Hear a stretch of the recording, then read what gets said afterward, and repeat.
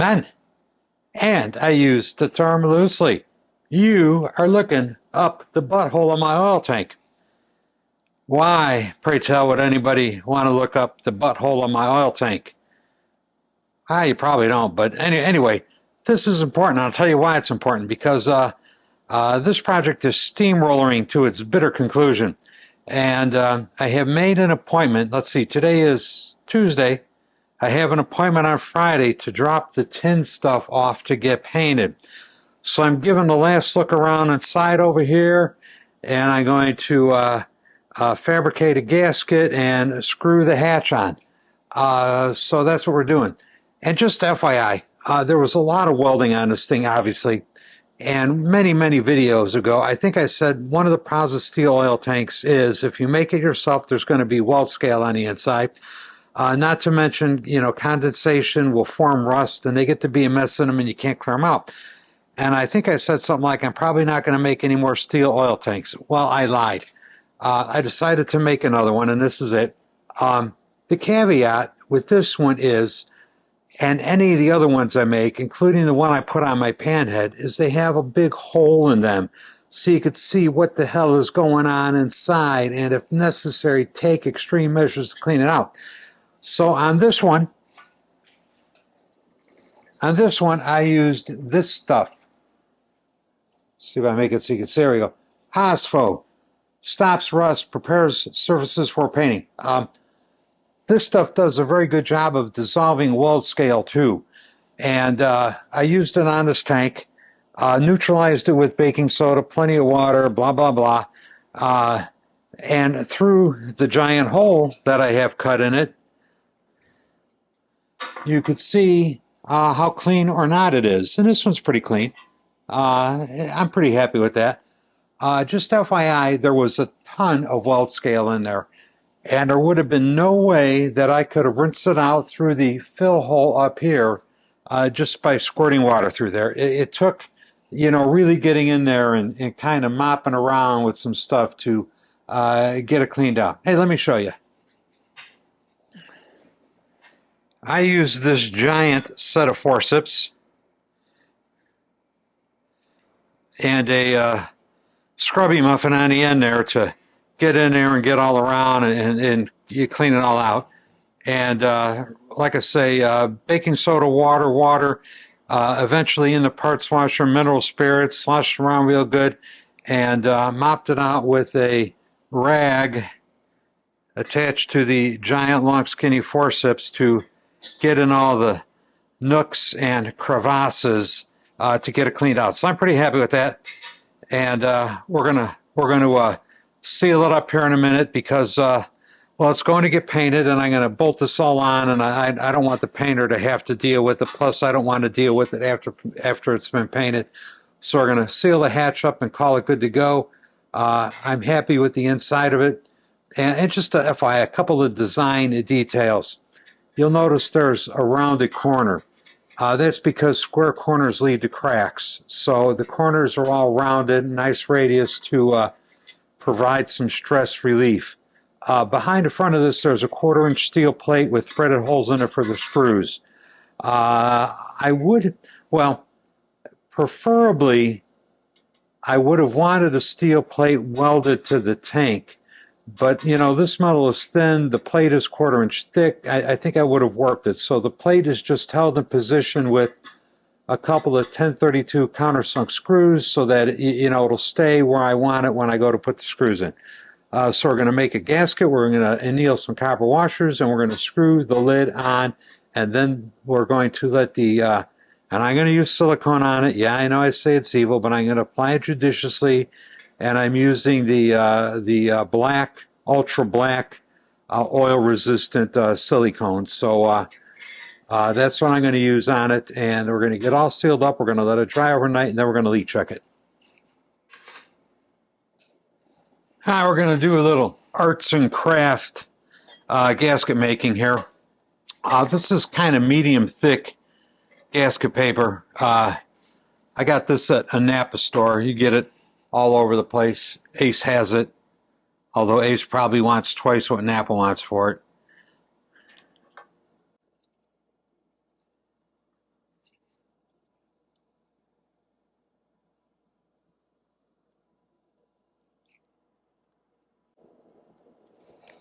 Just FYI, the hatch was made out of hot-rolled steel, so it had a bunch of mil scale on it. Plus, hot-rolled steel is not particularly flat. The ceiling side was milled flat and then lapped on a big sheet of sandpaper on my surface plate, so it's as flat as I could get it. And this is, like I said, some medium thickness gasket paper from Napa. Regular old office type hole puncher.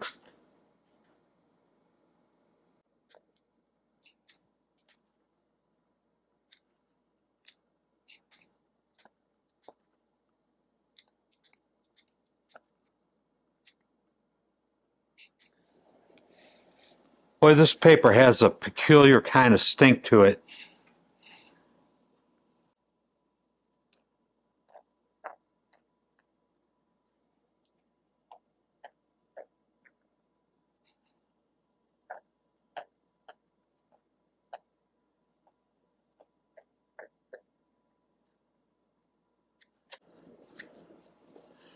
And that takes care of that. Just FYI, the plate, the holes in the plate are not quite symmetrical. So this is directional. It has an up and a down, a left and a right, and an in and out. So you can't flip it, it won't work. The holes are not quite lined up. Although I did drill the holes with the DRO, but I must have screwed something up. And the plate has an uppy arrow stamped on it. You can barely see, but I know where it's at, and that's all that matters. So the holes look pretty good with the plate. We're going to go anneal some washers, and then we're going to screw it on.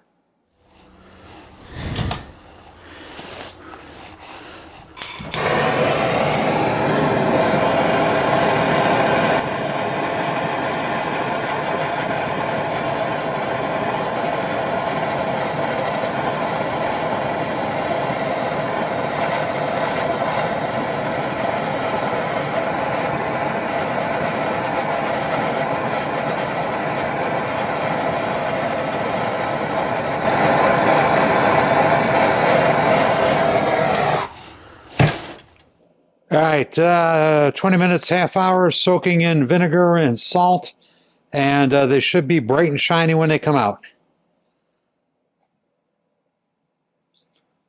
Yeah, those look good to go. We'll pick them out of there and dry them off.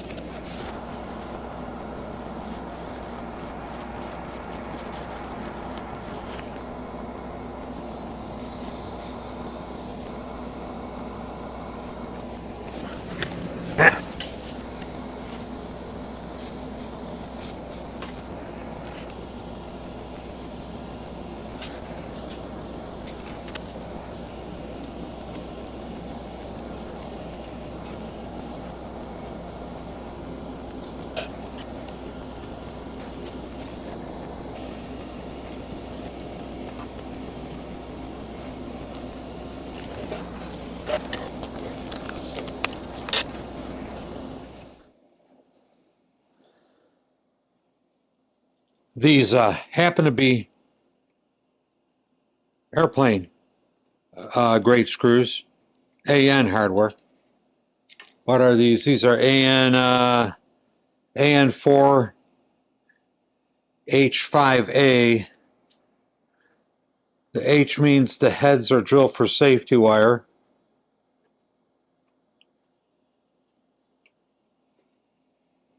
And these are going to be safety wired because there's no, you can't put a lock washer on them because the oil, might leak up around the threads. And if you had a split lock washer in there, it'd be a path for oil to leak. So we've got these copper sealing washers.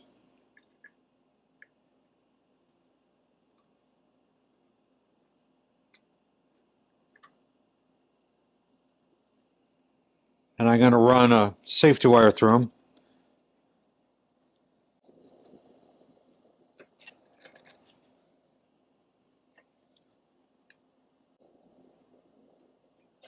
Going to run these down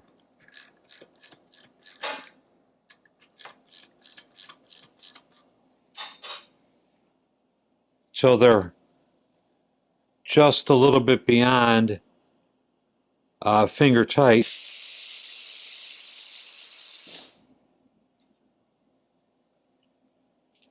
Then let the sealer cure for, I don't know, 45 minutes or so. And then come down and, really tighten them up.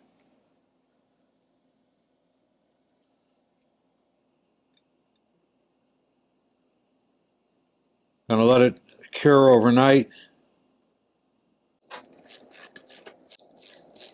Let it cure overnight and then do a leak check on them tomorrow.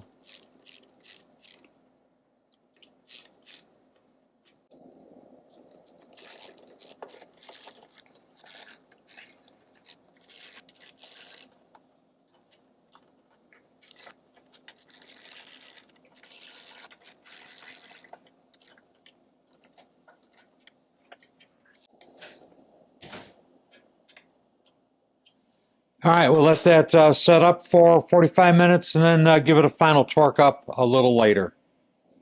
All right, it's the next day.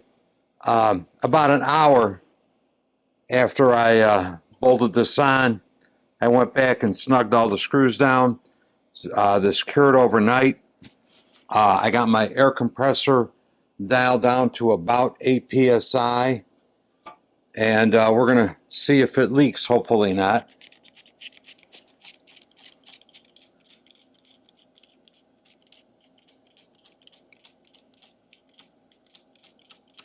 Just soapy water.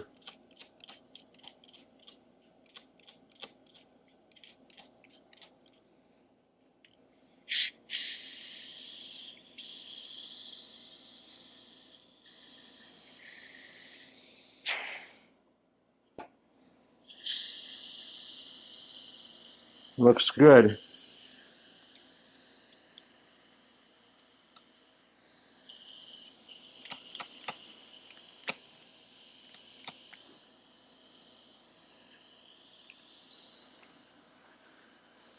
I've already checked the welds, but I'm going over them again just in case.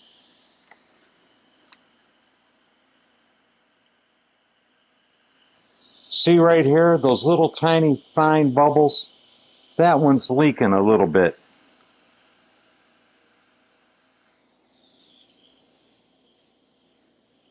Put a little squish on it.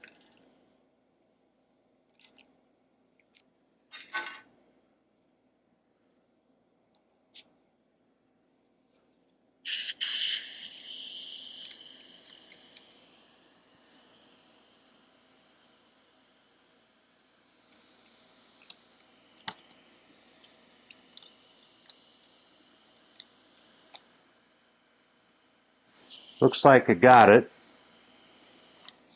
All right, I don't see anything leaking. Gonna check the welds around here.